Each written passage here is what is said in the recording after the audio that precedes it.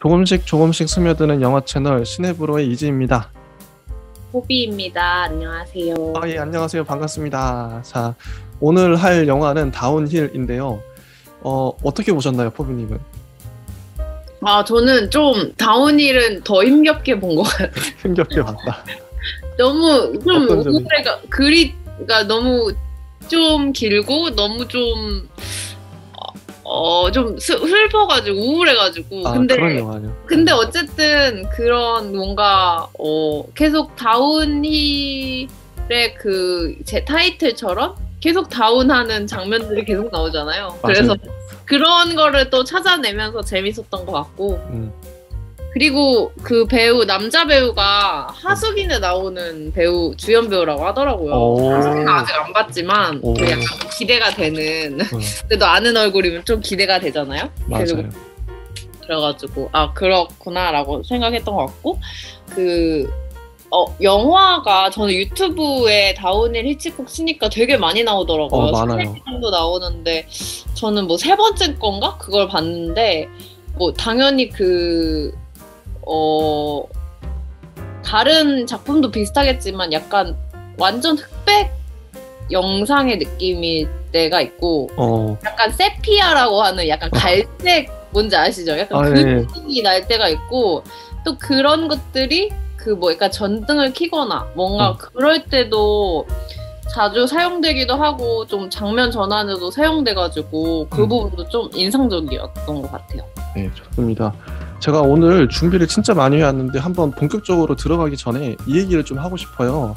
이번 주에 제가 이제 이 책을 네네. 패트릭 책이 왔습니다. 오셨네요. 네네. 패트릭 맥길리건의 히치콕이라는 제목의 책이에요. 전기라고 할 수 있는데 요거를 제가 잠깐 읽었거든요. 한 그 별표 친 것만 잠깐 얘기를 하고, 저희들이 중간중간에 이 히치콕 책에 대해서도 얘기를 하면 좋을 것 같아요. 그래서 뭐 제일 앞장에 이런 말이 나옵니다. 그를 추종하는 어느 프랑스인이 그의 작품들에 담긴 심오한 논리에 대해 진지하게 물어오자 거장은 어깨를 으쓱하며 말했다. 관객들에게 체험을 시키는 겁니다. 멋있죠? 체험을 시킨다. 그러니까 이 책을 보면서 우리가 이제 영화를 계속 볼 텐데, 그 히치콕의 영화를 더 좀 깊이 이해할 수 있는 것 같아요. 이 책을 보니까. 그 추천사를 보면요, 박찬욱 감독님이 이런 얘기를 하셨어요. 내가 히치콕의 어떤 작품을 보는 동안 영화 감독이 되기로 마음먹었다는 이야기는 벌써 여기저기서 많이 했다. 그때 함께 영화를 보면서 처음 만난 여자와 결혼까지 했으니 말 다 했지. 현기증은 내 운명의 영화 넘버1이다. 훗날 히치의 그늘에서 벗어나 보려고 노력도 해봤다. 그에 관해 질문을 받았을 때 배우들에게서 생동감을 박탈했다고, 형식주의자라고, 이야기에 억지가 많다고 3번 부인했다. 이런 얘기. 그리고 어느 나라에서나 비평가들은 다 내 영화를 보고 히치콕의 영향을 거론한다. 비슷한 것 같아요. 히치콕 이게 좀 연결이 되더라고요. 박찬욱 감독님과 연결이 되고, 그리고 또 좀 뒤에 보면은 그리고 옹기니의 말도 있어요. 그 50년 넘게 꾸준히 작품 활동을 한 감독은 영화사에 몇 되지 않는다. 그런데 그중에서 히치콕처럼 작품성의 수준을 일정 수준 이상으로 유지한 감독은 손에 꼽을 정도로 드물다. 이런 말도 있고요.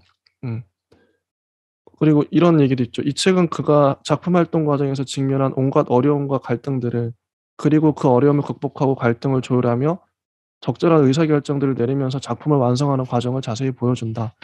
뭐 이런 얘기도 와닿았고, 아무튼 뭐 좋은 책인 것 같아요. 그래서 혹시 영어를 해석하는 데 도움이 될 만한 것들이 있으면 저희가 그때그때 소개시켜 드리는 걸로. 그리고 3쪽에 보면 이런 말도 나옵니다. 이제 히치콕이 훗날 회상한 건데요. 가족들이 모이면 나는 아무 말도 하지 않은 채 구석에 조용히 앉아 있곤 했습니다. 나는 아주 많은 것을 지켜보며 관찰했습니다. 나는 늘 그런 식으로 행동했죠. 이게 히치콕의 어떤 그 관찰자로서의 면모 이런 것들을 잘 보여주는 것 같고,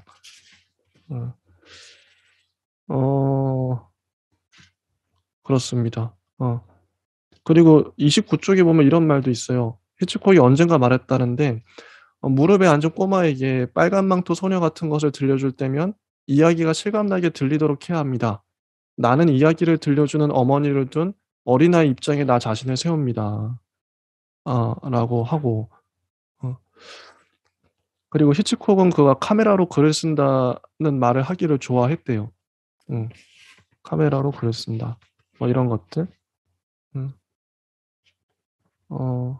일단 뭐 요 정도 한번 요 정도 너무 많이 하면 또 늘어지니까 요 정도로 하고요. 바로 영화 얘기를 들어가 볼게요. 다운힐의 뜻이 내리막길, 비탈 아래로라는 뜻 아닐까. 그래서 상징적 의미로 몰락이라는 뜻인 것 같아요. 다운힐이니까. 남자 주인공의 몰락을 다루고 있는 작품 같고요. 실제 그렇죠. 이 영화의 미국 제목은 When Boys Leave Home인데요. 번역하면 소년들이 집을 떠날 때라고 할 수 있죠. 그리고 1927년작이고요. 히치콕 감독의 초기작입니다. 26년에 쾌락의 정원으로 데뷔하셨고 그 27년이니까 얼마 안, 뭐 1년 만에 만드신 거예요. 당시에 뭐 산독수리, 하수긴, 몰락, 행실 나쁜 여자, 링을 만들었으니까 짧은 기간에 여러 편을 작업해야 했던 것이죠. 근데 사실 되게 캐스트가 많더라고요. 그래서 우리가 봤던 그 이전 작품들에 비해서 어쨌든 그 타이틀로 나오는 캐스트가 많아가지고 되게 그것도 신기했어요. 맞아요. 그리고 또 이 얘기를 해야 되는데 이게 책에서 제가 봤던 거예요. 이 당시 시나리오 작가, 함께했던 작가가 엘리엇 스테너드인데요. 이걸 한번 설명을 드려볼게요. 쾌락의 정원은 올리버 샌디스의 소설이 원작이고요. 산독수리는 찰스 레버스의 오리지널 스토리가 원작이고, 하수기는 마리 벨록 론즈 여사의 소설이 원작이고, 몰락, 오늘 할 다운힐은 다비드 레스트랑주의 희곡이 원작이라고 하고요. 이지벌추, 행실 나쁜 여자는 노엘 카워드의 희곡이 원작이고, 농부의 아내, 지난주에 했죠. 에덴 필포츠의 희곡이 원작입니다. 그리고 샴페인, 우리가 직전에 했던 샴페인은 월터 마이크로프트의 오리지널 스토리가 원작이래요. 이게 대단한 게 모든 영화가 원작이 있어요. 초기에, 초창기의 작품들이. 그래서 이 모든 작품에 엘리엇 스테너드가 시나리오 작가로 참여했어요. 재밌죠? 이런 걸 분석해 보니까. 엘리엇 스테너드가 기존에 있던 소설이나 희곡을 영화 시나리오로 각색을 하면 이 시나리오를 바탕으로 해서 히치콕이 영화화했다고 볼 수 있겠죠. 여기서 우리가 알 수 있는 게 제가 한 3가지 정도 정리해 봤는데요. 첫 번째가 당시 영화들은 오리지널 시나리오가 아니라, 요즘엔 오리지널 시나리오로 많이 하죠. 근데 기존 매체, 당시의 기존 매체였던 것은 소설이나 연극이었을 것 같아요. 그런 것들, 소설이나 연극의 텍스트를 가져와서 지금 신생 매체인 영화를 만들어 보인 거죠. 왜 그랬을까? 왜 원작을 계속 가져왔을까? 그 의도가 있겠죠. 근데 그래서 우리가 히치콕 영화를 볼 때 소설처럼 보이기도 해요. 그 장면들이. 그리고 어떨 땐 연극적인 뉘앙스도 풍겨요. 왜냐면 소설과 연극을 가져왔기 때문에, 애초부터 모방했기 때문에. 그게 영화의 시작이었다. 영화는 당시로서는 기껏해야 역사가 몇십 년밖에 안 되는 신생 매체였고, 대중의 관심을 끌기 위해선 기존 주류 매체였던 연극이나 소설에 의존하는 전략이 대중화하는 데 도움이 되지 않았을까, 요런 나름의 추측을 해봅니다. 그리고 두 번째로, 이 영화들은 히치콕의 영화인 동시에 시나리오 작가 엘리엇 스테너드의 영화라고 볼 수도 있을 것 같아요. 스토리나 상황, 사건, 대사, 캐릭터 설정 등의 엘리엇 스테너드의 취향이나 철학, 감수성, 지향이 묻어날 수밖에 없어요. 현장에서 감독이 시나리오를 뜯어 고치는 데는 한계가 따르기 때문에, 그래서 당시의 시대적 한계가 묻어나는 대사 우리 좀 봤죠. 이게 좀 당시에 좀 시대적 한계가 아닌가. 이게 온전히 히치콕 탓으로 할 수만 없어요. 그래서 히치콕 이전에 엘리엇 스테너드라는 시나리오 작가가 썼기 때문에, 그리고 엘리엇 스태너드는 수많은 소설과 수많은 연극 중에서 히치콕에게 어떤 종류의 소설과 연극을 제안했을지 우리는 따져볼 필요가 있어요. 이것도 자기가 선택한 거잖아요. 이 소설 좋겠다. 이 연극 좋겠다. 이런 것까지 우리가 고려를 해봐야 된다. 그리고 세 번째로는요. 영화 감독들은 자신의 뮤즈와 함께하죠. 팀 버튼 같은 경우에는 거의 모든 작품에 조니 뎁이라는 배우가 나오고요. 데니 엘프먼이라는 음악가가 늘 함께해요. 히치콕도 기용하는 배우가 우리가 보이죠. 아까도 고든 고든 하퍼 같은 경우. 근데 요번에 눈에 띄는 건 함께한 시나리오 작가 엘리엇 스태너드예요. 이 사람이 히치콕의 뮤즈였을 수도 있겠다. 둘이 팀워크가 잘 맞았나? 싶기도 하고요. 근데 제가 보니까 엘리엇 스태너드는 영국의 무성 영화 시절까지만 히치콕의 콤비로 활동하고요. 그 이후에 유성 영화로 넘어가면서 블랙메일부터는 히치콕이 시나리오 작가로도 하기도 하고 엘리엇 스태너드와 결별해요. 유성 영화부터는 알마 레빌이라는 시나리오 작가와 함께 하는데요. 알마 레빌과는 살인, 스킨 게임, 리치 앤 스트레인지 17번지 같은 작품을 같이 합니다. 그리고 그 이후에는 시나리오 작가들은 영화마다 달라져요. 요런 흐름이 있다. 요런 거 좀 제가 좀 이제 나름 정리를 해봤어요. 엘리엇 스태너드에 대해서. 포비님 어떠세요? 이런 거 책을 보고 그냥 있는 사실 그대로 정리한 것뿐인데 어떠셨나요? 저는 몰랐어요. 엘리엇 스터너드가 뭔가 그러니까 사실 그냥 저도 그 이전에 샴페인 그거는 이제 다른 각본이 있었구나라고 정도만 가볍게 생각했던 것 같고 엘리엇 스터너드는 별로 주목하지 못했는데 이번에 이진이 말씀해주셔서 알게 된 것 같아요. 책에 보니까 이거 자세하게 나와 있더라고요. 뒷면에 보시면 그 영화마다 뭐 시나리오 작가 누구였는지 이게 다 나오거든요. 그래서 좀 나름 정리하는데 우리가 한 번쯤 짚고 넘어갈 부분이 아닌가 싶어서 잠시 얘기를 좀 해봤습니다. 그리고 또 이 영화에 대한 코멘트가 아까 저희가 보여드렸던 히치콕 영화 소개 페이지에 나와 있어요.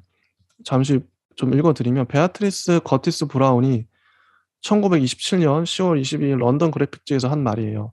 몰락, 오늘 할 다운힐은 매끄럽고 촬영이 잘 됐으며 깔끔하다. 근사하게 촬영된 작품이다. 우리나라 감독들 중에서 솜씨가 좋은 축에 드는 히치콕 감독은 생기가 없는 피사체가 갖는 중요성과 그 모든 예술 형식 중에서도 스크린만이 해낼 수 있는 피사체에 활력을 넣어줄 엄청난 효과를 이해한다. 라고 적었어요. 근데 저는 이 말을 보고 생각한 게 실제로 몰락뿐만 아니라 히치콕의 영화들을 우리가 지금까지 2주 동안 총 4편을 다뤘는데 이 영화들에서 드러나는 히치콕 감독의 촬영 스타일이자 특징은 매끄럽고 촬영이 잘 됐으며 깔끔하다는 것이죠. 마치 박찬욱 감독을 떠오르게 해요. 박찬욱 감독이 직접적으로 히치콕의 영향을 아까 거론했었죠. 그 히치콕의 화면 스타일, 즉 미장센은 세련되고 정제된 마치 한 폭의 그림을 보는 것 같은 장면 연출이라고 생각을 해요. 매 장면이 완벽한 구도와 안정적인 구성으로 찍혀 있다. 움직이는 장면 중 아무 장면이나 갑자기 그대로 정지시켜서 벽에 걸어 놓아도 작품이라 여길 정도로 구성이 안정적이고 예술적인 것 같아요. 아마 무성영화 시대부터 작업한 이 히치콕 감독은 소리가 없는 오직 화면의 힘만으로 관객의 몰입력을 극대화시켜야 하는 과제 상황에서 화면 구성을 예술적 경지로 승화시키는 것이 목표였을 거고 뭐 히치콕뿐만 아니라 당대의 무성영화 감독들의 공통된 과제였겠죠. 그런 것들이. 히치콕은 영화라는 매체의 특성을 정확히 꿰뚫어 봤던 것 같아요. 영화는 움직이는 사진이고 움직이는 그림이니까요.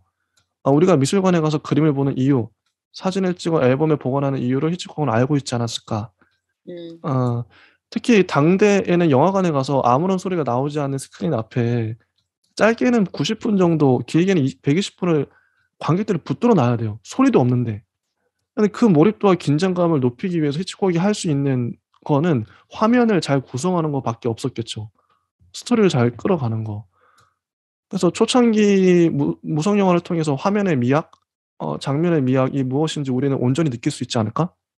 무성 영화 시대가 만약에 없었더라면 처음부터 유성 영화로 찍었더라면 히치콕은 이 정도의 영상미를 어쩌면 뽑아내지 못했을지도 모르겠다. 시대의 한계가 선사한 축복이지 않을까. 제가 이렇게 정리를 했습니다. 이 글로 정리하니까 이렇게 좀 멋들어지게 된 건데요. 그리고 또 이 얘기를 할 수 또 제가 정리한 게 히치콕 영화는 피사체, 즉 캐릭터들을 어떻게 다루는가. 근데 우선 인제 이게 시대의 한계가 주는 축복인데 소리가 없고 흑백 화면이에요. 흑백 화면은 컬러와 무엇이 다른가. 이게 인제 히치콕이 가졌던 제약이자 어떻게 보면 히치콕의 축복이었던 거죠. 그러니까 예술은 제약 속에서 이루어질 수밖에 없다고 생각해요. 모든 예술이 다 제약이 있죠. 제약이 어떤 인간의 창의성을 극대화시키고요. 그래서 히치콕이 소리가 없고 색깔이 없는 90분 내외의 제한된 예산 범위 내에서 영화를 만들었기 때문에 그 덕분에 히치콕은 집요하게 매 장면에 최선을 다할 수밖에 없지 않았을까. 근데 그건 다른 배우들, 다른 영화 감독도 공통적으로 마찬가지죠. 그 히치콕이 그래서 위대해졌다는 좀 이상한 것 같아요. 좀 논리에 비약이 있다.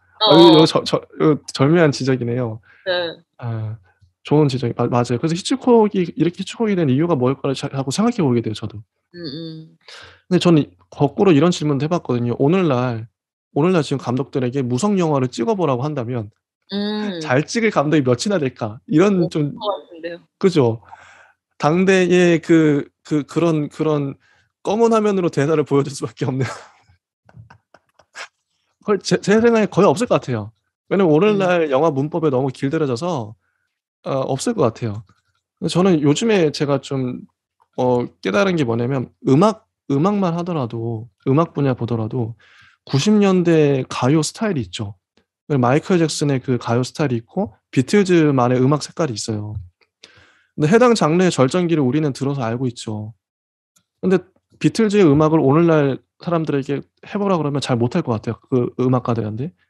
마이클 잭슨도 마찬가지고요. 90년대 음악도 그때 당시에 절정이었어요. 그럼 우리는 나름의 해당 장르의 절정기를 다 지나왔던 거예요. 그러면 히치콕의 영화를 우리가 제대로 본다는 건 당대의 관점으로 무성 영화를 찍을 수밖에 없었던, 무성 영화의 절정기를 우리는 히치콕으로 기억을 하는데 당대에 뽑아낼 수 있는 최상의 결과물을 우리는 보고 있지 않나. 이게 인간의 창의력의 절정에 달했던 이게 히치콕의 올바른 독보가 아닐까. 전 나름 이렇게 좀 정리를 했거든요. 포배님 어떻게 생각하세요? 저도 근데 히치콕이 무성 영화를 거쳤기 때문에 더 다채로운 감독이 됐던 건 확실한 것 같아요. 그리고 어쨌든 인간은 저는 결핍이 있어야 당연하죠. 발전이 있고 어떤 제약이 있어야. 그래서 더 그 부분은 동의합니다. 그리고 또 이 얘기를 안 할 수 없는데 다운힐의 러닝 타임의 7,803피트예요. 피트는 길이 단위거든요. 그 필름의 길이가 7,803피트예요. 그러니까 이게 무성 영화 시대까지만 해도 러닝 타임이 필름 길이 단위로 나타낼 수밖에 없어요. 왜냐하면 당시 영사 기사들이 이게 돌릴 거 아니에요, 릴을. 돌리는데 어떤 사람은 빨리 돌리고 어떤 사람은 느리게 돌려서 이게 분으로 오늘날 러닝 타임으로 표시를 할 수가 없었대요.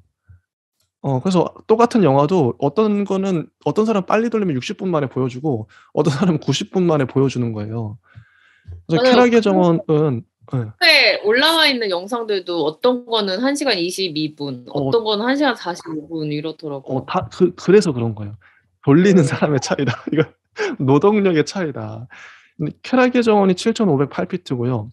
이거 다 얘기할 수가 없겠다. 다 적긴 했는데 몰락이 7,803피트고 링이 8,400피트예요.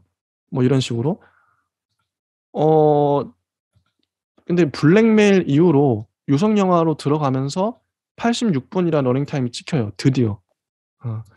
무성 영화만 이게 피트로 표시하는데요. 자, 몰락 같은 경우에 7,803피트인데 유튜브 버전으로 보면 어떤 거는 1시간 45분 1초고요. 어떤 버전은 1시간 22분 10초고 어떤 버전은 1시간 49분 34초예요. 똑같은 피트인데 다르게 돌린 거죠. 요거를 잠깐 짚고 넘어가고 재밌죠. 그럼 빨리 돌리면 사람들이 빨리 움직이겠죠. 그래, 자, 이제 스토리, 드디어 이제 다운힐의 스토리 들어갑니다. 제가 좀 서론이 길었는데요. 스토리. 로디 베르윅이라는 로디가 주인공이에요. 남자 주인공인데, 아이버 노벨로가 연기를 하셨고, 그다음에 그 아버지, 로디의 아버지, 토마스 베르윅을 노르만 맥키넬이 연기를 하셨어요. 그리고 여러 배우들이 있고요. 이 스토리를 요약을 하면 한 청년의 몰락과 방황, 그리고 지브로의 귀환을 다룬 작품입니다. 간단하게 정리하면. 한번 볼게요. 처음에 미식축구라는 장면을 시작하죠. 여기서 이제 로디가 두드러집니다. 고등학생으로 보이는 남자 2명이 나와요. 친구죠, 서로. 식당에 무슨 행사가 있는지 사람들이 모여 있고 이 2명도 참여했죠. 근데 식당 종업원으로 보이는 여자가 여자가 그 한 친구의 뒤로 슬쩍 다가가서 손바닥에 뭔가 이렇게 손가락으로 이게 쪽지를 건네줘요.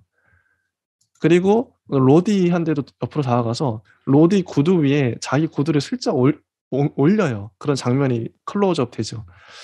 그 다음에 이 두 친구가 이 여자가 일하고 있는 곳인지 모르겠는데 거기 가서 춤을 같이 춰요. 꽤 오랜 동안 춤을 추다가 그리고 이제 로디한테 이 여자가 입을 맞추려고 했는데 로디는 입 맞춤 안 하죠. 키스 안 하고. 근데 친구는 키스를 해요. 그리고 나서 이 여자가 학생에 고발했는지 모르겠는데 이제 교무부장실로 끌려간 거죠. 나이든 선생님이 이 둘을 부른 거죠. 이런 말을 합니다. "이 소녀가 고소했네. 심각하게 죄를 묻고 있네." 그러면서 이 소녀한테 얘기하죠. "어떤 소년인가?" 이 여자가 의미심장하게 다가가서 한 소년을 주목하는데 키스한 그 친구는 놔두고 로디를 딱 찍어요. 그래서 이 로디는 이제 이것 때문에 퇴학당하죠. 학교 떠나고 아버지한테 갔는데 아버지는 이제 라이어 하면서 "야 거짓말쟁이." 하면서 이제 또 집을 떠나게 되는. 로디는 뮤지컬의 한 작은 배역을 맡아요. 집을 떠나서. 한 여배우와 사랑에 빠지는데 이 여배우가 또 바람이 났죠. 한 남자와. 바람이 나서 로디는 그 남자 배우와 싸우다가 남자 배우 기절시키고, 근데 여배우가 "야 떠나." 그래 가지고 떠나죠.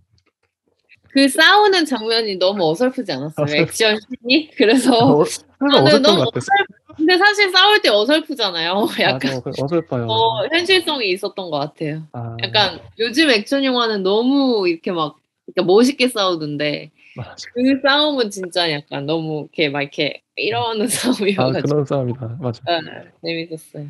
그리고 로디가 또 떠나서 이번에 무도회장으로 갑니다. 돈을 받고 춤추는 파트너가 되는데요. 진짜 몰락을 하고 있어요. 이 다운인데. 로디는 아줌마들과 춤 파트너가 되어서 춤을 춰요.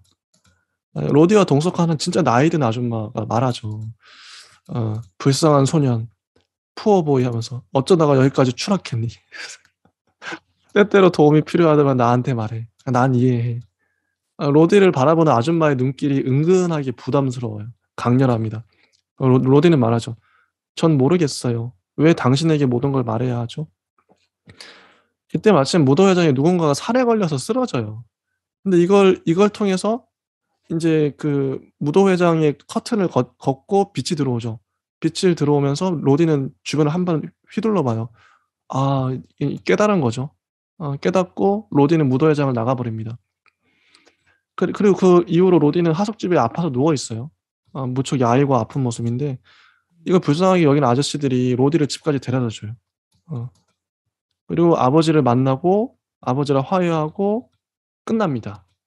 그러니까 로디는 정리하면 3번의 몰락을 겪어요. 이게 다 여자 때문에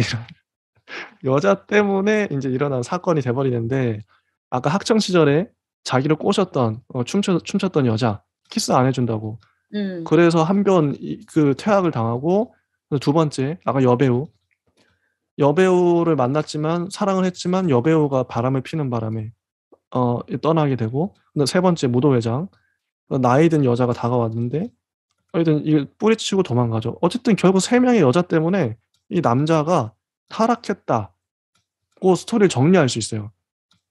근데 이게 여성 혐오 아닌가? 이것도 스릴한 게 아닌가? 포미님 어떻게 생각하세요? 이게 좀 부당하지 않나요? 근데 저는 뭐 여자 때문이라고 3번 다 생각한 건 아니었던 것 같고, 그래요? 그 약간 마지막에 토비가, 마지막에 로디가 정신 차리는 그 장면은 약간 나이 많은 나이 많지만 그래도 매력적인 노부인이 나오잖아요. 그러면서 약간, 푸어보이 하면서 얘기해보라고 하면서, 로디도 약간 마음을 열고, 내가 왜 이걸 당신한테 다 얘기하는지 모르겠어요. 막 이러잖아요. 그래서, 막 약간은 뭔가 마음을 품었는데, 약간 뭔가 죽어버리는 장면이 나오니까, 뭔가 나이에 대해서 되게, 뭔가 실감을 딱 해버리고, 약간 맞네. 저도 막 찾아봤는데 또 그런 해석도 있더라고요. 뭔가 이 커튼이 거쳐지면서 네. 그 노부인의 주름살이 너무 선명하게 보여. 그럴 수 있겠다. 이 빛이 들어오니까. 그런 해석도 있더라고요. 어두워서 잘 안 보였는데 너무 어, 적나라해. 주름이. 그리고 막 노부인의 얼굴에 그 처음에 문제가 됐던 그 여자도 막 겹쳐서 왔다 갔다 하고, 오버랩 되고. 막 그래서, 뭐, 여자 혐오라기보다는 저는 좀 그냥, 되게 몰락의 길을 가는데, 또 막 그냥 지금 와서 막 나중에는 보고 너무 아버지도, 저는 보면서 계속 왜, 집에 가면 되는데 왜 아버지한테 왜 안 가지? 막 이렇게 생각했던 것 같아요, 약간. 이게 전 보면서 전반적으로 제가 원래 좀 기독교인이고 지금 교회는 안 나가긴 하지만 성경을 어렸을 때부터 읽어서 성경책에 이런 스토리가 나와요. 탕자의 얘기. 맞아요. 근데 탕자. 이건 또 탕자라고 보기가 힘든 게, 처음에 로디가 잘못해서 나간 것도 아닌데, 탕자는 진짜 자기가 놀려고 나간 거잖아요. 누명인데요. 진짜 누명인데. 누명인데, 막 약간, 처음에도 되게, 처음에 이 장면, 그러니까 영화 시작하면서 약간 되게 뭐, 신실하게 약속을 잘 지키는 2명의 청년이 있었다. 막 이런 식으로 아니다. 그 중에 한 명은 되게 약속을 잘 지켰다. 막 이렇게 나오잖아요. 막 나중에 로디가 막 마지막에 죽어가면서도 그 팀한테 유언같이 네가 이걸 봤으면 난 이미 죽었을 건데 나 약속 지켰다. 이렇게 쓰는데 너무 약간 바보 같은 거예요. 아니, 모르겠어요. 근데 저는 원래 그렇게 되게 너무 바보 같을 정도로 착한 사람 좋아하긴 하지만 이 로디가 너무 힘든 삶을 사니까 그게 좀 더 안타까웠던 것 같고 그것도 되게 재밌었어요. 약간 로디의 다크서클이 점점 진해지는 거야. 약간 진짜. 더 힘들수록 이 분장을 그런 것도 있었던 것 약간 같아요. 아빠한테 가면은 약간 사라져. 약간 그래서 그런 것도 재밌었어요. 마지막에 아빠랑 막 껴안고 할 때는 맞아요. 약간 사라지더라고. 그리고 이제 이게 아버지의 환영에 계속 시달리잖아요. 아버지 아버님도 진짜 무서워요. 아버지가 공포 영화 진짜 같아. 무섭게 생기기도 했고. 진짜 무서워. 눈 동그래가지고. 그리고 막 근데 뭔가 첫 장면, 그러니까 이게 영화 제목이 다운힐인데 첫 장면부터 너무 잘 나가는 장면이 나오니까 저 사람이 몰락하겠구나 이런 생각은 계속 들었던 것 같아요. 근데 막 처음에는 뭐 에스컬레이터 타고 내려가나? 약간 처음에 좌절할 때는 그리고 2번째 좌절할 때는 엘리베이터의 다운 버튼을 하고 클로즈업 그 장면이 하고 있어요. 그 다음에 딱 내려가더라고요. 상징적으로 그냥 노골적으로 보여주죠. 다운. 근데 약간 그냥 귀엽더라고요. 약간 요즘에는 그렇게 노골적인 장면도 안 노골적인 썼잖아요.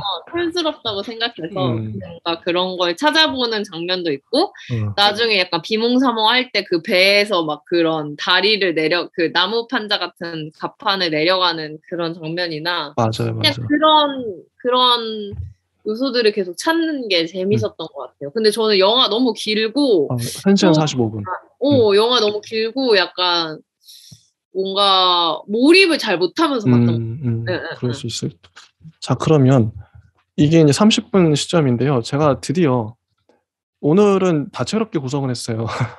아까 책 얘기도 하고 영화 피트 길이 얘기도 하고 엘리엇 스테너드 얘기도 했었죠. 그것과 더불어서 제가 이제부터 할 작업은 영화 장면 분석을 할 거예요. 장면 분석 이게 보통은 이제 일반 관객들은 잘 안 하는데 오늘 한번 해볼게요. 어떤 건지 한번 맛보기로 진짜 장면을 분석하는 겁니다. 자, 인트로인데요. 실제 그 화면을 보시면서 시청자 여러분들도 찾아보시면 1시간 45분짜리 그 다운힐 그 영상이 유튜브에 올라와 있으니까요. 그거 보시면서 한번 같이 보시면, 이거 들어보시면 좀 공감이 되실 거예요. 제가 설명해 볼게요. 인상적인 장면들 위주로 제가 말해 보겠습니다. 자, 인트로인데요. 제일 먼저 나오는 인물이, 제일 첫 장면이죠. 인물이 왼편을 바라보고 있어요. 왼편을 보면서 호루라기를 불어요. 스포츠 경기가 시작되거나 진행되고 있음을 관객은 직감적으로 알 수 있죠. 곧 이어서 왼편을 바라보는 6명 정도의 인물이 나옵니다. 왼쪽을 바라보는 호루라기 부는 사람과 왼쪽을 바라보는 관중들, 철저히 의도된 연출이죠. 이어서 오른쪽을 바라보며 어딘가로 달려가는 주인공 로디의 얼굴이 클로즈업 됩니다.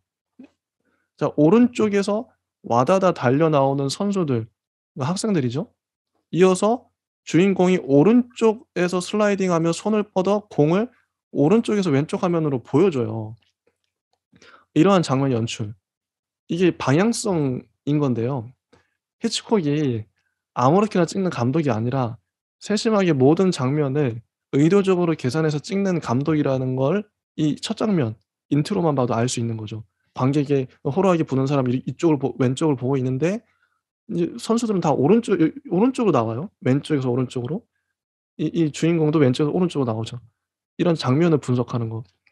자, 이후 선수들은 오른쪽에서 왼쪽으로 걸어갑니다. 주인공은 왼쪽에서 오른쪽으로 공을 차요. 선수들은 오른쪽에서 왼쪽으로 공을 맞기 위해 달려나오고, 득점에서 경기가 끝나자 호루라기 부는 사람은 다시 왼편을 보고 관중들은 정면을 바라보며 박수를 쳐요.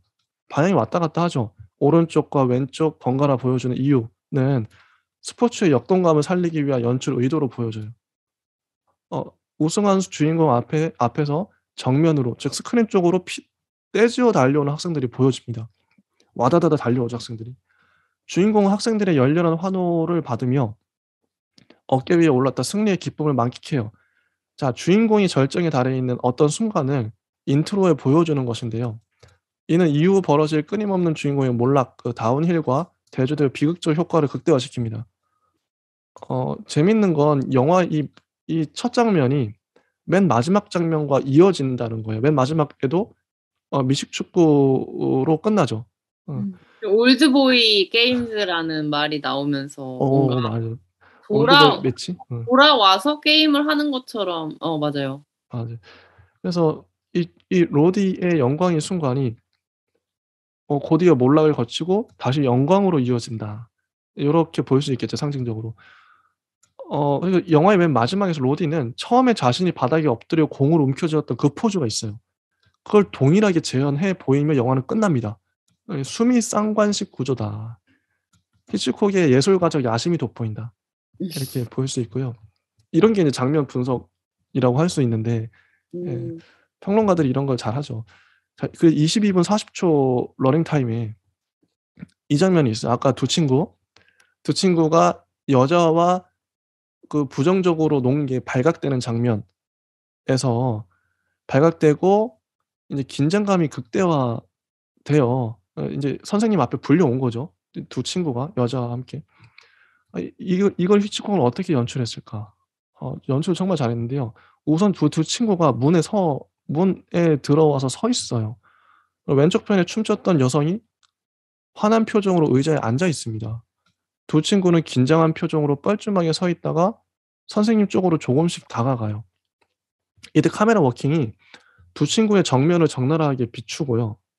두 친구가 보폭을 맞춰서 이렇게 성큼성큼 걸어가요. 두 친구가 가고 있는 거죠.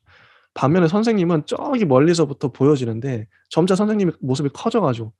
즉 학생들의 공포감은 정면에서 쭉 찍어서 고스란히 느껴지게 만들면서 선생님께 점점 다가가는 카메라를 통해 선생님에 대한 압박감이 선생님이 점점 커지니까요. 점점 커진다. 요걸 카메라적으로, 화면적으로 절묘하게 보여주고 있는 거죠. 그리고 선생님과 학생들을 마주 봅니다. 이때 선생님은 오른쪽 편에 상체가 선생님이 더 커요. 선생님은 오른쪽에 크게 자리 잡고 있고 학생들은 조금 왼쪽에 약간 작게 있어요. 물러서 있어요. 마치 선생님이 학생들을 내려다보는 것처럼 검은 실루엣으로 자리하고 있어요, 선생님이. 이 의도적으로 이렇게 연출된 거죠. 뭔가 압도된 듯한 모습으로 학생들이. 이 구도 또한 완벽하다고 생각합니다. 당시 무성 영화는 소리가 없기 때문에 장면만으로 관객들의 상황이나 감정을 인지하기 때문에 '이런 세심한 카메라 기법이나 워킹이 발달한 것 같다.' 생각이 들고, 그다음에 인제 다리를 꼬고 앉아 있던 여성이 소리를 막 질러요. 선생님이 옆에 다가가서 뭐라고 하자 여성이 자리에서 벌떡 일어납니다. 선생님과 여자는 카메라를 응시하죠. 이게 두 투샷이 딱 잡히는데 카메라의 위치에는 공포에 떠는 두 학생이 있겠죠. 학생 시점으로 이걸 보고 있는 거예요. 선생님은 옆으로 노려보고 있고 여자는 정면으로 노려보고 있습니다. 선생님이 여자에게 묻죠. "Which boy is it?" "누구냐?" 여자는 이제 카메라 앞으로 점점 다가옵니다. 여자의 다가감과 비례해서 멀리 있던 두 학생 곁으로 카메라가 점점 다가가죠. 이렇게 교차해서 보여져요. 카메라의 시선은 곧 여자의 시선이고 두 학생의 시선인 것이죠. 양쪽의 시선을 번갈아 가며 카메라는 두 입장을 정확히 대변하면서 묘사하고 있습니다. 여자는 마침내 두 학생 앞에 서요. 카메라는 두 학생들의 뒷모습 앞에 놓여진 여자를 보여주었다가 이내 여성의 시선을 옮겨가서 두 학생을 오른쪽부터 왼쪽으로 차근차근 훑습니다. 주인공 로디는 넉나간 표정이고 친구는 여자를 노려보고 있어요. 여자는 잠시 망설이더니 연극적인 몸짓으로 단호하고 확실하게 로디를 이렇게 툭툭 하면서 지목을 하죠. 이내 선생님이 놀라고 로디가 실실 웃고 선생님이 노려보고 로디가 웃고 선생님이 클로즈업 되면 로디를 노려보고 로디는 얼굴이 굳어집니다. 카메라는 왔다 갔다 하면 두 사람의 신경 변화를 섬세하게 포착을 해요. 제가 이거 글로 쓴 거지만 아마 히치콕도 이런 콘티를 짤 때 이게 히치콕은 원래 처음부터 끝까지 다 콘티가 머릿속에 있었다고 하잖아요. 다 철저하게 계획을 하고 딱 찍을 장면만 딱 찍어서 여분의 필름 없이 정확하게 계산된 거였다. 선생님이 여자와 로디를 대질신문하는 장면에서 여자의 얼굴이 클로즈업 됩니다. 이때 여자 얼굴만 크게 보이거든요, 정면에. 여자는 분노를 내뱉으면서 뭔가 말들을 끊임없이 내뱉는데 이때 여자의 얼굴에 아까 로디가 춤추었던 그 전축이 오버랩 돼요. 그리고 로디와 여자의 다리가 이게 화면에 보여지고요. 로디가 여자에게 건넸던 돈이 보여지고 수요일에 문 닫는다는 문 앞에 문이 보여지고 이게 차례로 오버랩이 돼요. 여자가 무슨 말을 하는지 그게 다 보여지는 거죠, 장면으로. 이 모든 장면들이 알리바이를 구성하는 것만 같아요. 여자에 의해서 구성된 장면들을 로디는 부정할 수가 없습니다. 실제 일어났던 일이니까요. 로디는 의자에 철푸덕 앉아 버리고 맙니다.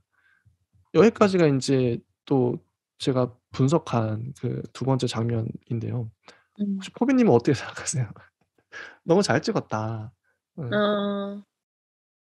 네, 저도 그 장면 되게 쫄깃쫄깃하게 봤던 것 같아요. 그 여자가 과연 누구를 지목할까. 근데 저는 사실 저도 이제 이재님이랑 똑같이 그냥 여자가 뭔가 그러니까 볼 때는 왜 고발한 거야? 라고 생각했는데 나중에 좀 이제 뭐 다른 위키를 찾아보니까 그 여자가 임신을 한 것처럼 나오긴 하더라고요. 진짜요? 임신했구나. 임신을 해서 그 아이 아버지를 가리키는 것처럼 나오긴 하더라고요. 그래서 되게 그거는 영화에서는 전혀 몰랐는데 나도 내가 이게 영화가 짧아서 그랬나? 막 이런 생각도 하고. 네, 뭐 그러면서 이제 로디가 아빠라고 했기 때문에 약간 그 태학을 당한 거. 너는 같이 놀았는데 같이 뭔가 한 게 없는데 왜 태학을 당하지?라고 생각해서 보거든요. 근데 어쨌든 그 장면 뭔가 그게 교장 선생님 얼굴도 나오고 여자 얼굴도 나오고 그 다가가면서 했던 장면 저도 되게 인상 깊게 봤던 것 같아요. 아니 친구는 잘못은 친구가 키스하고 로디는 키스도 거부하고 춤만 췄는데 친구가 다 잘못했는데 친구는 그냥 아무 말도 안 하고 나중에 친구가 변명하거든요. "내가 태학당하면 안 돼." 그러니까 뭔가 그러니까 그 친구가 뭐라도 해주는 장면이 뒤에라도 나올 줄 알았는데 그렇진 않더라고요. 그냥 로디만 약속을 지켰고 예를 들면 뭐 팀한테 뭐 찾아가서 팀이 되게 걔를 극진하게 보살펴준다든지 막 그런 거를 기대하면서 봤는데 혹은 그러니까 극진하게 보살펴주던지 아니면 되게 못살게 굴던지 근데 그런 장면 없어가지고 되게 그게 의아했던 것 같아요. 그러니까 맞아요. 이게 특히나 이제 히치콕 영화를 보면서 특히 장면 분석하면서 제가 깜짝깜짝 놀라는 게요. 정말 이 장면 하나하나가 아까 제가 말씀드렸지만 그림을 보는 것 같은 구도도 완벽하고요. 무엇을 보여주려 하는지 의도도 완벽하고요. 계속 한번 보겠습니다. 자 35 분인데요. 로디가 학교에서 쫓겨나서 집으로 가는 중간이에요. 도시의 야경이 보여집니다. 15초 정도 보여지거든요. 우리가 흔히 생각하는 그런 화려한 야경이 아니에요. 정말 어두컴컴해 가지고 그 하얗게 자동차 몇 대 지나가고 있구나. 네온 광고판에 불이 전멸되고 있구나. 요 정도. 전반적으로 어두컴컴하죠. 칠흑 암흑이다. 로디의 앞으로의 삶이 칠흑 같을 것이라는 그 암시를 15초 동안에 이 까뭇까뭇한 그 야경으로 보여준다. 저는 이 장면도 좋았거든요. 포비님은 어떠셨나요? 저는 장면을 막 분석해 가면서 보지는 않았던 것 같고 이거 제가 재미없게 봤잖아요. 그래서 그냥 되게 그냥 이렇게 흘려 봤던 것 같아요. 저도 이제 이게 영화를 2번 본다 그랬잖아요. 제가 영화 유튜브를 하면서. 처음 볼 땐 관객의 입장으로, 두 번째 볼 때는 영화 평론가의 입장으로 보는 건데 이거 어쩔 수 없이 분석을 하다 보니까 이게 막 글로 글로 텍스트화해서 하다 보니까 이게 보이는 거예요. 저도 처음에 안 보였죠. 그냥 어두워지네. 그냥 하나의 어떤 막강 같은 느낌? 그런 걸로 봤었는데 이게 또 영화 유튜브 하면서 장점인 것 같아요. 우리가 몰랐던 장면들이 보이고 새롭게 해석이 되고. 자 35분 20초 시점에서 집에 도착합니다, 로디가. 거실 응접실의 한쪽 의자에 앉아 있어요. 이 의자 중요하죠. 왼쪽 하단에 자리한 로디는 무척이나 겁먹고 초조해 보입니다. 의자는 사람이 숨기에 딱 좋은 크기예요. 아버지가 그 화면 뒤쪽에 등장하는데 로디는 의자 뒤에 숨어 있어요. 안 보여요. 관객들은 이걸 보고 있죠. '아 로디 걸리면 어떡하지?' 막 이게 조마조마해요. 관객들은 보고 있으니까 관찰자 시점으로. 이거죠. 이런 효과를 노린 거죠. 손님은 이미 아버지와 퇴장하고 아버지와 함께 다시 인제 홀로 로디가 서 있어요. 그 장면은 마지막에도 똑같이 나오는 것 같아요. 그 맞아. 숨기 좋은 의자랑 그거 의도적으로 의자 뒤에 숨어 있는 거야. 의자 일부러 갖다 놓은 거죠, 소품을. 자 그다음에 인제 아버지가 달력 보더니 "야 학기가 다른 주에 끝나는데 왜 벌써 왔냐?" 이렇게 굳은 표정으로. 아버지가 깜짝 놀라면서 "제명됐다고?" 이렇게 아버지의 놀란 표정을 카메라는 정면에서 비춥니다. 하지만 아버지 맹세해요. 아이수예요. 저는 아무 잘못도 안 했어요. 그러니까 라이어, 거짓말쟁이, 약간 라이어 이렇게 하죠. 아버지는 단호합니다. 이때 아들의 얼굴은 왼쪽 하단에 있고 아버지 얼굴은 오른쪽 상단에 위치하고 있어요. 서로가 논쟁을 주고받죠. 그다음 장면이 명장면인데요. 이게 아무렇지도 않게 볼 수 있는데 한번 설명을 드려 볼게요. 쓰리샷이 배우들이 서요. 그러니까 엄마가 맨 위에 계단이 있습니다. 이게 왼쪽부터 맨 왼쪽 엄마 계단 있고 중간에 그 턱 위에 아들이 서 있고 그다음에 오른쪽 아래 하단에 아빠가 있어요. 이게 쓰리샷이 되는데 하나씩 볼게요. 이들이 선 자세와 크기와 이런 것들이 이들의 심리를 대변합니다. 이 위치 같은 것들이. 어머니는 이 모든 것들 아버지와 아들을 지켜보는 맨 위 계단에 있죠. 맨 위 계단에 있는 거 실제로 이렇게 보고 있는 거예요. 다 관망하고 있는데 가장 멀리 있어요. 가장 작은 크기로 보여져요. 그래서 이 사건을 가장 객관적으로 보지만 어머니는 가장 관여도가 낮아요. 이게 상징적으로 보여지죠. 근데 아들은 이 중간에 있는데 턱 위에 올라가 있어서 어머니보다는 낮은 위치니까 어머니보다는 객관적으로 못 봐요. 근데 아버지보다는 높이 있으니까 아버지보다 객관적으로 봐요, 사태를. 힘의 크기는 어머니보다는 로디가 더 큽니다. 왜냐면 이게 어머니가 제일 작고요, 크기 자체가. 로디는 중간 크기예요. 힘의 크기는 어머니보다는 크지만 아버지는 제일 앞에 있으니까 카메라 앞에. 아버지보다는 무력해요. 작죠. 자 마지막으로 아버지는 오른쪽 하단에 위치해 있어요. 가장 낮은 위치에 있죠. 사건을 가장 객관적으로 보지 못해요. 철저히 주관적으로 보는 위치예요. 가장 낮으니까.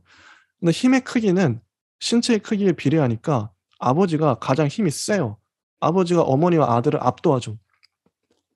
무엇보다 이때 어머니와 아들은 아버지를 보고 있는데 아버지는 다른 곳을 보고 있어요. 별로 보고 싶지 않은 거죠. 이걸 화면으로 한 화면에 다 표현하고 있는 거예요, 히치콕은. 이 세 명의 감정이나 힘의 크기 그런 것들을, 객관성 이런 것들을. 이 샷은 사태에 맞게 정말 잘 구성된 3샷이다.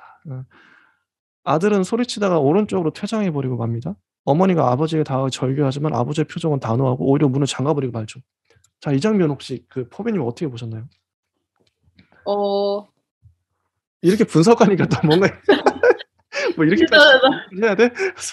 아니, 그러니까 그렇게까지 해야 돼가 아니라 저는 그것도 되게 그냥 뭔가 아버지가 굉장히 무서운 얼굴이라는 거를 많이 느꼈던 것 같고, 그리고 그냥 네, 뭐 어렵네요. 그냥 말하기가. 근데 그 장면에서도 엄청 임팩트 있었던 장면은 저는 아니었던 것 같고, 저한테는. 근데 그냥 막상 이렇게 분석을 해보니까 그럴듯하죠. 진짜. 그래서 되게 오히려 이즈님이 말씀해 주시는 거를 들으면서 많이 배우는 것 같아요. 그런가? 저도 이제 잘 모르니까 보다 보니까 솔직히 배보다 배꼽이 크고 이제 해석을 하다 보니까 히치콕은 별 생각 없이 찍었을 수 있는데 해석을 하다 보니까 이렇게 된 거예요. 근데 이게 재밌어요. 이렇게 하다 보면 진짜 이렇게 해석 하나하나의 그 장면의 의미 같은 거 분석하다 보면 나중에 저는 어떤 생각까지 드냐면 나중에 나도 영화 찍을 수 있겠는데? 뭐 이런 이게 뭐 그런 자신감이랄까 이런 게 생기는 거죠. 충분히 찍으실 수 있을 것 같아요. 어쨌든 계속 보겠습니다. 재밌어요. 저는 이런 작업이 너무 재밌어요. 45분 50초 장면인데요. 아까 말씀하셨던 포비님 지하철로 갔어요, 로디가.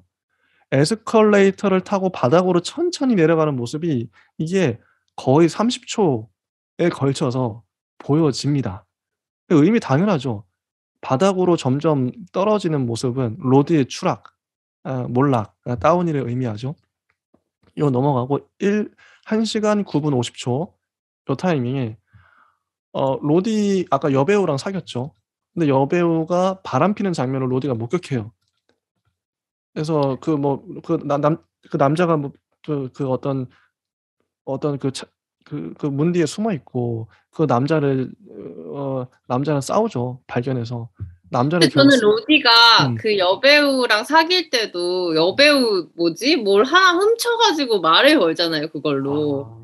근데 약간 그걸 훔칠 때, 쟤 그냥 갈 때까지 갔네? 라고 생각을 했는데, 오히려 그걸로, 그게 그냥 그러니까 말을 걸기 위한 수단이었어? 약간 이렇게 막 봤던 것 같아요. 그니까요. 그리고 인제 결국에 인제 여배우가 로디를 붙잡았으면 좋았을 텐데, 여배우가 오히려 소리치죠. "나가." 로디한테. 그래서 충격을 받아요. 이때 로디가 주변을 둘러보는 장면이 나와요.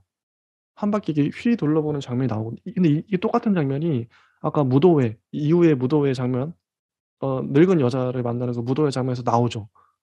똑같은 장면이 또 나와요.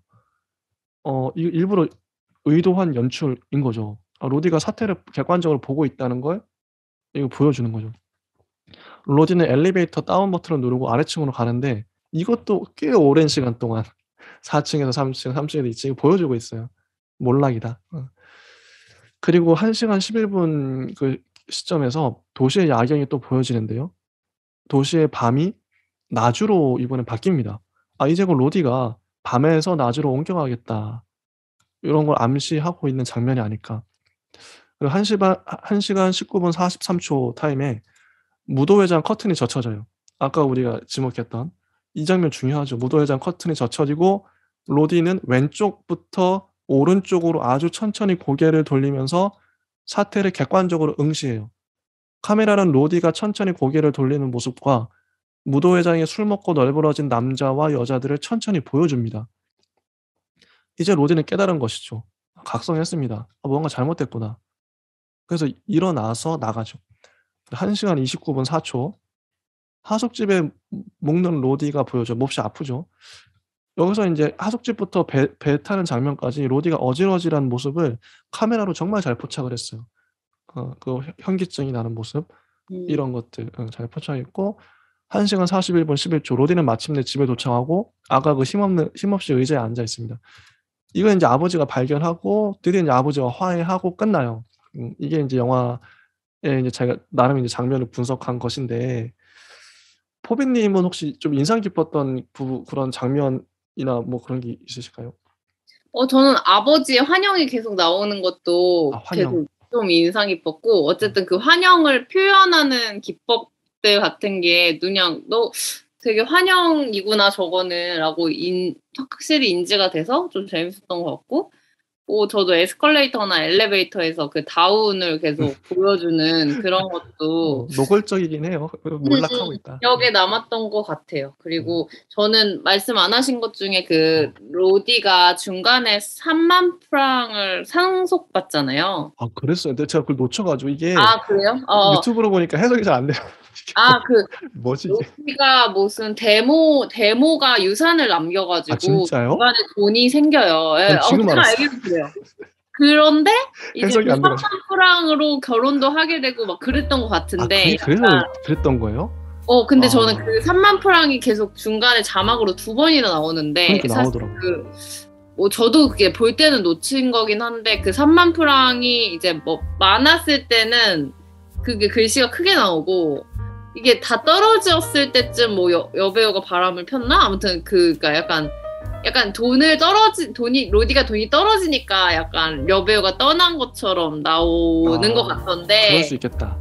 그때는 또 3만 프랑이 되게 조그맣게 나왔나? 그렇다고 하더라고요. 저도 이제 볼 때는 캐치 못했는데 약간 근데 히치콕의 그 원래 타이틀 같은 거 그 영화에 나온 타이틀 같은 거를 뭐 작업하는 사람이었다고 하잖아요. 네, 맞아요. 약간 그런 장치? 글씨를 크게 보여지고 작게 보여지고 하는 그 3만 프랑을 그런 것도 이제 자기가 넣은 게 아닐까 그런 생각이 들더라고요. 맞아요. 저는 또 생각이 나는 게 이게 그 파머스 와이프랑 비슷하게 구성적으로요. 파머스 와이프에서도 그 한 3명인가 4명의 여자를 농부가 한 명씩 찾아가죠. 한 명씩 찾아가서 어떻게 깨지는지 어떤 각자의 또 그 여자들마다 또 달라요. 성격도 다르고 또 사연도 다 다른데 이게 이소부가 보는 같은 느낌이었잖아요. 파머스 와이프도 전통적인 전래동화 같은 경우에 이게 누구 찾아가는데 안 되고 누구 찾아간다 이런 식으로 가거든요. 1단계, 2단계, 3단계 삼막구조 이렇게 가는데 파머스 와이프랑 비슷한 동일한 구조인 거예요. 거의 한 3명 정도 찾아갔다 깨지고 결국에 이제 진정한 사랑을 찾죠. 가장 근처에 있던 가장 옆에 있던. 근데 여기서도 다운힐에서도 구성은 진짜 뭐 기계적이라고 할 수도 있을 정도로 삼막구조예요. 3명의 여자들을 거쳐가죠. 그런 부분들이 파머스 와이프랑 구성적으로 근데 이 스토리 구성은 어떻게 보세요? 하나 깨지고 둘 깨지고 셋 깨지고 이제 집에 갔어요. 이게 딱 그런 건데. 저도 뭐 그냥 되게 전형적인 구성이라고 생각하면 됐던 것 같아요. 무난한 구성이다. 그렇죠. 그러면 이제 우리가 마지막으로 이 영화에 대해서 별점 몇 개 주시겠습니까? 저는 2점 주겠습니다. 왜요? 이건 되게 박한데? 별로였다. 별로였다. 왜요? 그냥 저는 몰입이 잘 안 됐어요. 줄거리 자체에. 저는 그랬습니다. 이게 1시간 유튜브에 1시간 45분 버전 말고 1시간 30분 버전으로 봤어요. 그래서 그랬어요. 좀 더 빨리 가봤어요. 저는 이 작품도 잘 만들었다고 생각해요. 한 별 3개 3개 한 3.5 정도는 줄 수 있는 작품이지 않나. 근데 아직까지 이 히치콕의 영화가 우리가 시대가 좀 많이 차이 나서 그런지 몰라 거의 한 100년 정도 나서 별 3개를 넘기가 힘든데 이후의 작품들을 좀 보면은 별 3개 이상이 나오지 않을까 기대를 하고 있고요. 오히려 제가 준비는 이것저것 많이 한 것 같은데 시간이 금방 끝나서 혹시 뭐 더 하실 말씀 있으실까요? 다운힐 관련해서? 아니요. 저는 없습니다. 네, 좋습니다. 준비한 건 다 끝났고요. 저희가 다음 주에는 다음 주 근데 전 진짜 기대돼요. 그 맨섬 사람들과 그 하수긴, 특히 네. 하수긴이 평가가 진짜 좋아서 도대체 어느 정도로 만들었길래. 너무 기대가 크면 안 좋으니까 네, 좀만 기대하고 보겠습니다. 작은 기대, 기대 컨트롤하고 작은 기대로 다음 주에 또 저희가 찾아뵙도록 하겠습니다. 이번 주 재밌었죠? 네, 재밌었어요. 좋은 영화들 만들어주셔서 히치콕 감독님 감사합니다. 그럼 다음 주에 저희 찾아뵙도록 하겠습니다. 예, 감사합니다. 네, 감사합니다. 네.